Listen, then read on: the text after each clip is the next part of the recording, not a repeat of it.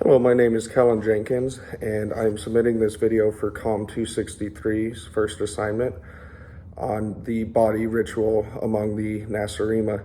This article was extremely interesting. It was done in a somewhat satirical, tongue-in-cheek way, where it was describing America and referring to them as a nation, literally with the word American backwards, the Nacirema. And they defined them as these people in a strange land who had these strange practices and ways of going about life, that they had these rituals, and that they put a really big emphasis on their body. And as you read the article, you realize that it's talking about America, and it's talking about our incessant need to make a market economy thrive, and that these people spend a majority of their time earning money. But it also points out that a majority of that money that they do earn gets spent on their bodies, whether that be beauty products or first and foremost on a medical system is what they're describing. But they liken doctors to shaman and healers. They liken hospitals to temples. And it shows how these people, whether they have anything wrong with them or not, they live by these customs where they have to go to these doctors. They have to fill these prescriptions. No matter if they have an ailment or not, they just are in this society that tells them that they need to spend their money on their bodies, whether that's health or vain appearance. I thought it was an accurate depiction of American culture, and I thought the way they did it was very unique. A way that Americans communicate, a pattern of communication, a ritual, if you will, that differs throughout all of American history, you can see this from many other cultures, is the fact that Americans are considered and viewed by other cultures as curt. We are to the point. We don't like to beat around the bush. If we're there to talk about business, we don't need to talk about the weather or anything else for the first 15, 20 minutes. Let's get down to brass tacks and talk actual business. In fact, in the American point of view, these platitudes might make us skeptical, and the beating around the bush is considered to us a waste of time. This has evolved somewhat throughout American history, but not all that much.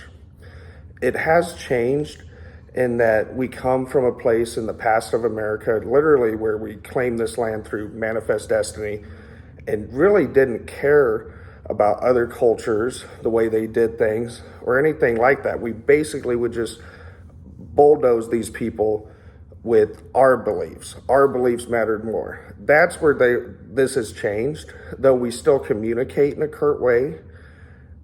At this point, we actually do care about these other cultures and being able to maintain a relationship with them.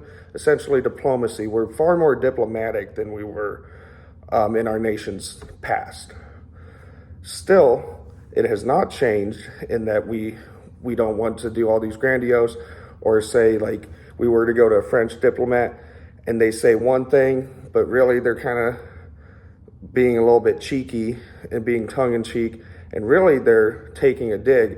An American would rather be directly aggressive than passive aggressive. That hasn't changed. But our respect of other cultures, if we're dealing with the Middle East, it's going to be very different from the French. And we've learned to adapt. So in that regard, we've changed.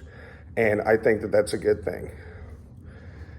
As far as the result of this, the way that America communicates, I personally don't see a whole lot of bad involved in it. I have mainly seen that the way that we thrive as a culture of being direct and not wasting time has really led to a lot of America's economic success.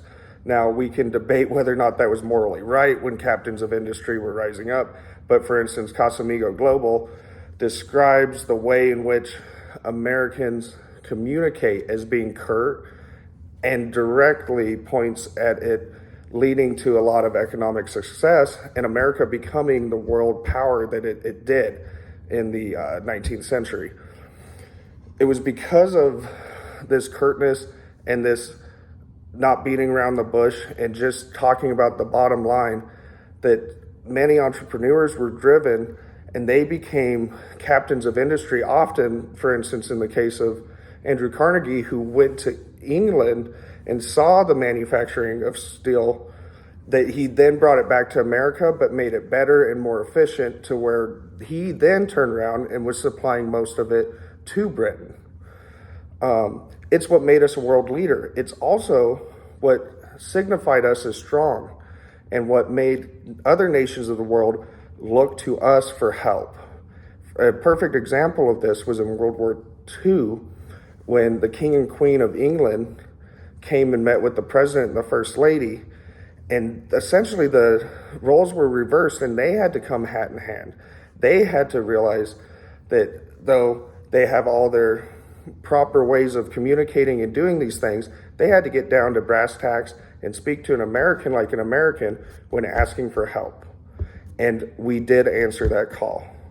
But it just goes to show you that the way that we communicate, though it could have been perceived, and it was perceived as rude throughout history, at the end of the day, it is a big proponent of Americans' success as a nation, and what ultimately led to us being a leader in the world and being viewed by the rest of the world the way that we at least had been. There's a debate on how we're viewed now, but it has gotten us to this point of what America is today. Thank you.